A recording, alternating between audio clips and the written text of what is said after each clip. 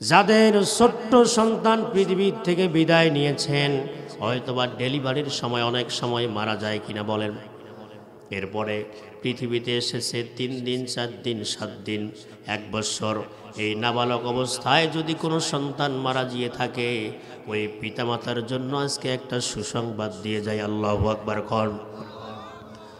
আমার ভাইরাম, সন্তান পৃথিবীর থেকে বিদায় নিয়ে চলে গেছে। এই সন্তান মারা যাওয়ার পর কোনো পিতামাতা যদি ধৈর্য ধারণ করতে পারে আর যদি আল্লাহর কাছে প্রশংসা করতে পারে, আল্লাহর মাল আল্লাহ নিয়ে গেছে, আমার কোনো অসুবিধা নাই, কিন্তু এটা খুব কম পাওয়া যায়।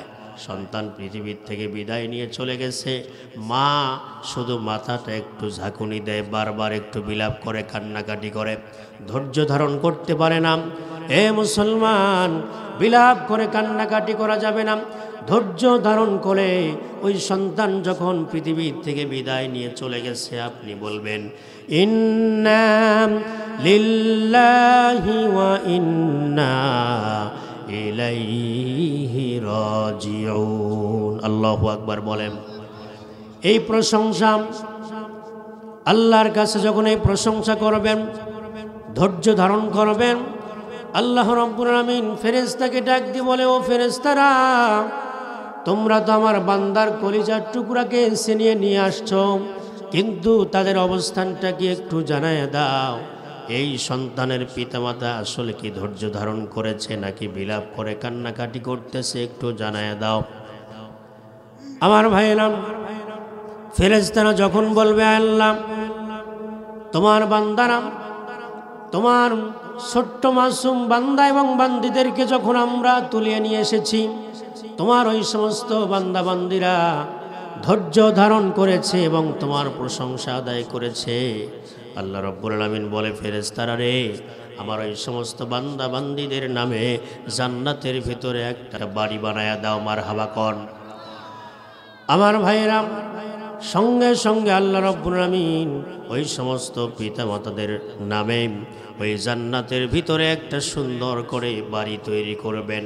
আর ওই বাড়িতে একটা বিশাল বড় সাইনবোর্ড থাকবে, একটা নেম প্লেট থাকবে, যেই সাইনবোর্ডের মধ্যে লেখা থাকবে বাড়ির নাম বাইতুল হামদ। কি নাম বললাম? বাইতুল হামদ। এটার বাংলা অর্থ হলো প্রশংসার বাড়ি। জান্নাতের ভিতরে যারাই থাকবে, এই সমস্ত বিশাল বড় প্রাসাদ দেখার পর বুঝতে আর বাকি থাকবে না এটা কার বাড়ি। আল্লাহ পাক বলছেন, বান্দারে, এই জন্য যখন কোনো সন্তান মারা যায়, ওই মাসুম বান্দা বান্দিকে যখন আমি তুলে নেই, তোমাকে পরীক্ষা করেই ধৈর্য ধারণ করতে হবে, বিলাপ করে কান্নাকাটি করা যাবে না। এই ধৈর্যের পরিচয় কোনো মুসলমান যদি দিতে পারে, তার নামে জান্নাতের মধ্যে একটা বাড়ি তৈরি করে দিবেন। জোরে করে আল্লাহু আকবার। শুধু তাই নয়, এই নাবালেগ অবস্থায় কোনো সন্তান যখন মারা যায়, এই রূহগুলো, সমস্ত ছোট বাচ্চাদের রূহগুলো এক জায়গায় করা হয়, আর তারা এখন পর্যন্ত খেলাধুলা করতেছে। আল্লাহু আকবার। যখন খেলাধুলা করেন, পিতামাতার কথা যখন স্মরণ হয়ে যায়, কিতাবের মধ্যে এসেছে এই ছোট্ট সন্তানগুলো সঙ্গে সঙ্গে হযরতে ইব্রাহিম আলাইহিস সালামের কাছে চলে যায়। হযরতে ইব্রাহিম আলাইহিস সালাম তাদেরকে লালন পালন করতেছেন। আল্লাহু আকবার কোন।